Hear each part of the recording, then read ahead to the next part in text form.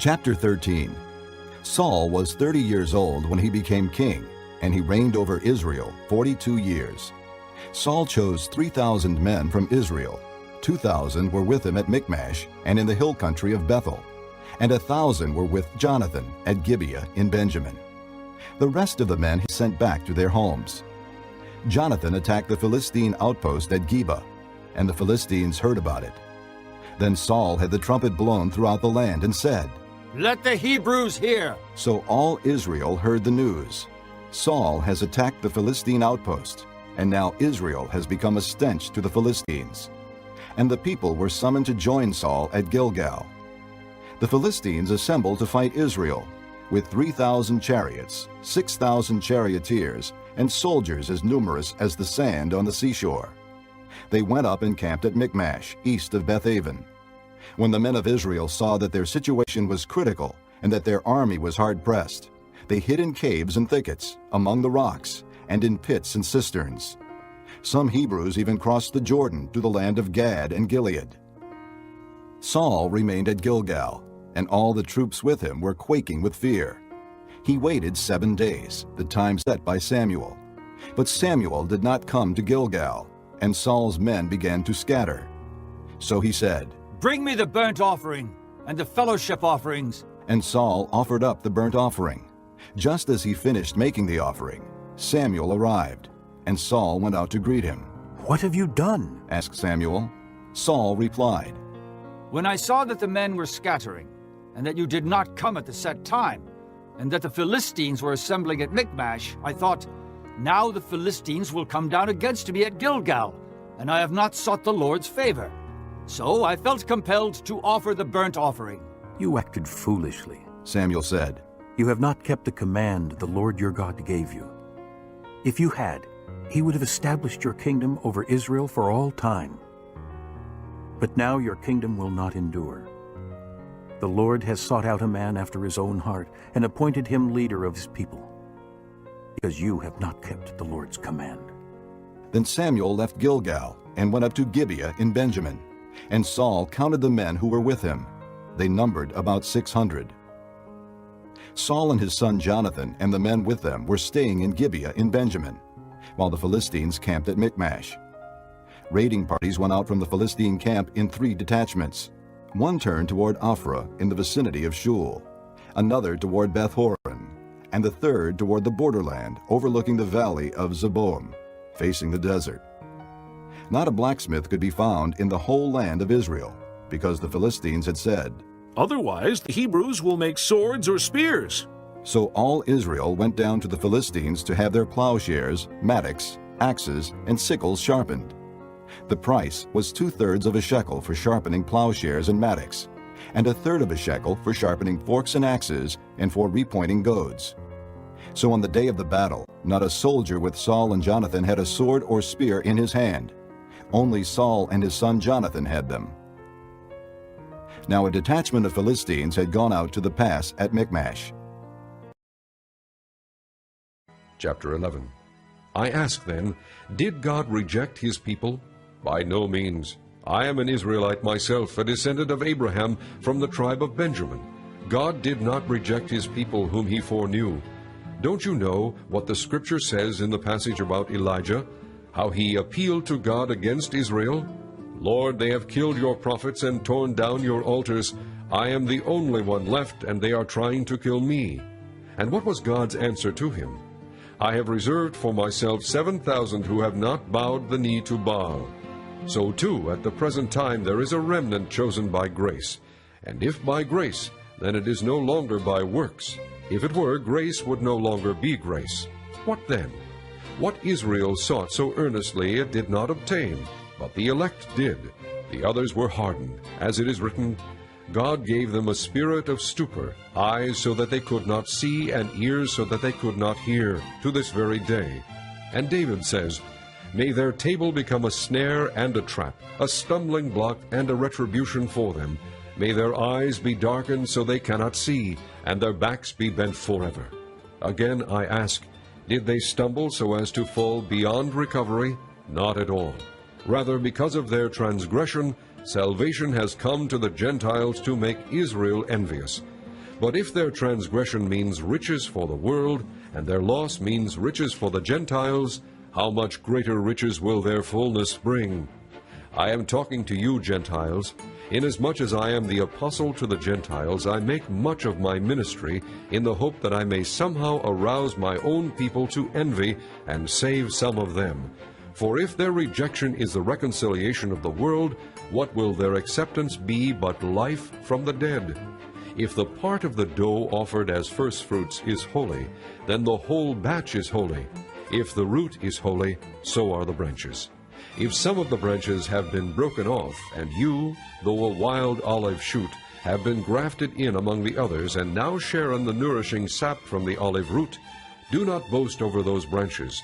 If you do, consider this: you do not support the root, but the root supports you. You will say then, branches were broken off so that I could be grafted in. Granted, but they were broken off because of unbelief, and you stand by faith. Do not be arrogant, but be afraid. For if God did not spare the natural branches, he will not spare you either. Consider therefore the kindness and sternness of God, sternness to those who fell, but kindness to you, provided that you continue in his kindness. Otherwise you also will be cut off. And if they do not persist in unbelief, they will be grafted in, for God is able to graft them in again. After all, if you were cut out of an olive tree that is wild by nature, and contrary to nature were grafted into a cultivated olive tree, how much more readily will these, the natural branches, be grafted into their own olive tree?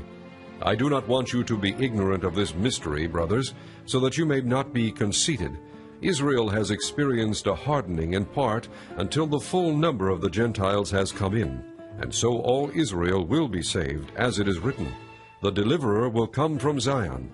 He will turn godlessness away from Jacob. And this is my covenant with them when I take away their sins." As far as the gospel is concerned, they are enemies on your account. But as far as election is concerned, they are loved on account of the patriarchs. For God's gifts and his call are irrevocable. Just as you, who were at one time disobedient to God, have now received mercy as a result of their disobedience, so they too have now become disobedient, in order that they too may now receive mercy as a result of God's mercy to you. For God has bound all men over to disobedience, so that he may have mercy on them all. Oh, the depth of the riches of the wisdom and knowledge of God! How unsearchable his judgments and his paths beyond tracing out! Who has known the mind of the Lord? Or who has been his counselor? Who has ever given to God, that God should repay him? For from him, and through him, and to him are all things. To him be the glory forever. Amen. Chapter 50. This is the word the Lord spoke through Jeremiah the prophet concerning Babylon and the land of the Babylonians. Announce and proclaim among the nations, lift up a banner and proclaim it, keep nothing back, but say, Babylon will be captured. Bel will be put to shame, Marduk filled with terror. Her images will be put to shame, and her idols filled with terror. A nation from the north will attack her and lay waste her land. No one will live in it, both men and animals will flee away. In those days, at that time, declares the Lord, the people of Israel and the people of Judah together will go in tears to seek the Lord their God. They will ask the way to Zion and turn their faces toward it. They will come and bind themselves to the Lord in an everlasting covenant that will not be forgotten. My people have been lost sheep. Their shepherds have led them astray and caused them to roam on the mountains. They wandered over mountain and hill and forgot their own resting place. Whoever found them devoured them. Their enemies said, We are not guilty, for they sinned against the Lord, their true pasture, the Lord, the hope of their fathers. Flee out of Babylon, leave the land of the Babylonians, and be like the goats that lead the flock. For I will stir up and bring against Babylon an alliance of great nations from the land of the north. They will take up their positions against her, and from the north she will be captured. Their arrows will be like skilled warriors who do not return empty-handed. So Babylonia will be plundered. All who plunder her will have their fill, declares the Lord.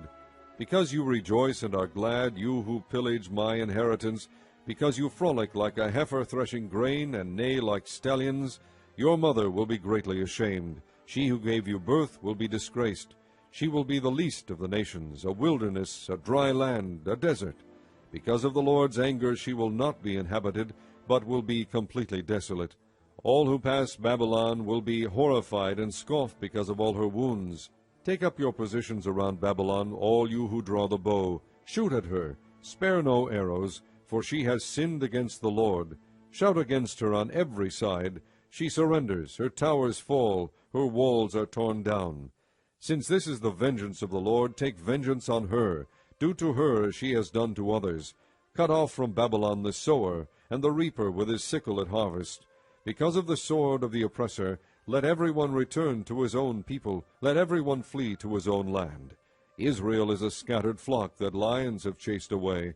The first to devour him was the king of Assyria. The last to crush his bones was Nebuchadnezzar king of Babylon. Therefore this is what the Lord Almighty, the God of Israel, says. I will punish the king of Babylon and his land as I punished the king of Assyria. But I will bring Israel back to his own pasture, and he will graze on Carmel and Bashan.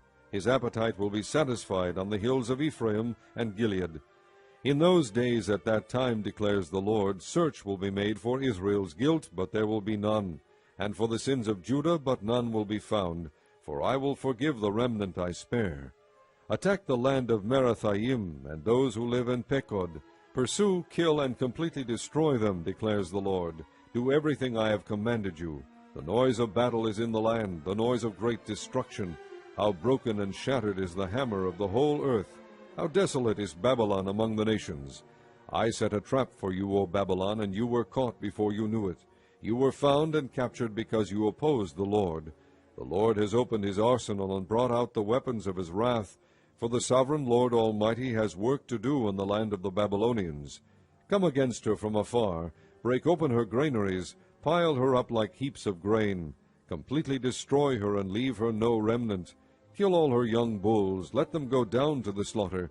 Woe to them, for their day has come, the time for them to be punished. Listen to the fugitives and refugees from Babylon, declaring in Zion how the Lord our God has taken vengeance, vengeance for his temple. Summon archers against Babylon, all those who draw the bow. Encamp all around her, let no one escape. Repay her for her deeds, do to her as she has done, for she has defied the Lord, the Holy One of Israel. Therefore her young men will fall in the streets, all her soldiers will be silenced in that day, declares the Lord. See, I am against you, O arrogant one, declares the Lord Almighty, for your day has come, the time for you to be punished. The arrogant one will stumble and fall, and no one will help her up. I will kindle a fire in her towns that will consume all who are around her. This is what the Lord Almighty says. The people of Israel are oppressed, and the people of Judah as well. All their captors hold them fast, refusing to let them go. Yet their Redeemer is strong. The Lord Almighty is his name. He will vigorously defend their cause, so that he may bring rest to their land, but unrest to those who live in Babylon. A sword against the Babylonians, declares the Lord, against those who live in Babylon, and against her officials and wise men. A sword against her false prophets. They will become fools. A sword against her warriors. They will be filled with terror. A sword against her horses and chariots and all the foreigners in her ranks. They will become women. A sword against her treasures. They will be plundered. A drought on her waters. They will dry up. For it is a land of idols, idols that will go mad with terror. So desert creatures and hyenas will live there, and there the owl will dwell. It will never again be inhabited or lived in from generation to generation, as God overthrew Sodom and Gomorrah along with their neighboring towns, declares the Lord. So no one will live there, no man will dwell in it. Look, an army is coming from the north, a great nation, and many kings are being stirred up from the ends of the earth. They are armed with bows and spears, they are cruel and without mercy. They sound like the roaring sea as they ride on their horses. They come like men in battle formation to attack you, O daughter of Babylon. The king of Babylon has heard reports about them, and his hands hang limp. Anguish has gripped him, pain like that of a woman in labor, like a lion coming up from Jordan's thickets to a rich pasture land. I will chase Babylon from its land in an instant. Who is the chosen one I will appoint for this? Who is like me, and who can challenge me? And what shepherd can stand against me? Therefore hear what the Lord has planned against Babylon, what he has purposed against the land of the Babylonians. The young of the flock will be dragged away. He will completely destroy their pasture because of them. At the sound of Babylon's capture the earth will tremble. Its cry will resound among the nations. Psalm 28 of David. To you I call, O Lord my rock. Do not turn a deaf ear to me. For if you remain silent, I will be like those who have gone down to the pit. Hear my cry for mercy as I call to you for help, as I lift up my hands toward your most holy place. Do not drag me away with the wicked, with those who do evil, who speak cordially with their neighbors, but harbor malice in their hearts. Repay them for their deeds and for their evil work. Repay them for what their hands have done, and bring back upon them what they deserve. Since they show no regard for the works of the Lord and what his hands have done, he will tear them down and never build them up again. Praise be to the Lord, for he has heard my cry for mercy. The Lord is my strength and my shield. My heart trusts in him, and I am helped. My heart leaps for joy, and I will give thanks to him in song. The Lord is the strength of his people, a fortress of salvation for his anointed one. Save your people and bless your inheritance. Be their shepherd and carry them forever. Psalm 29, a psalm of David. Ascribe to the Lord, O mighty ones, ascribe to the Lord glory and strength. Ascribe to the Lord the glory due his name. Worship the Lord in the splendor of his holiness. The voice of the Lord is over the waters. The God of glory thunders. The Lord thunders over the mighty waters.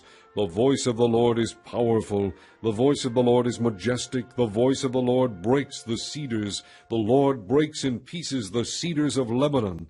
He makes Lebanon skip like a calf, Syrian like a young wild ox. The voice of the Lord strikes with flashes of lightning. The voice of the Lord shakes the desert. The Lord shakes the desert of Kadesh. The voice of the Lord twists the oaks and strips the forest bare, and in his temple all cry, Glory!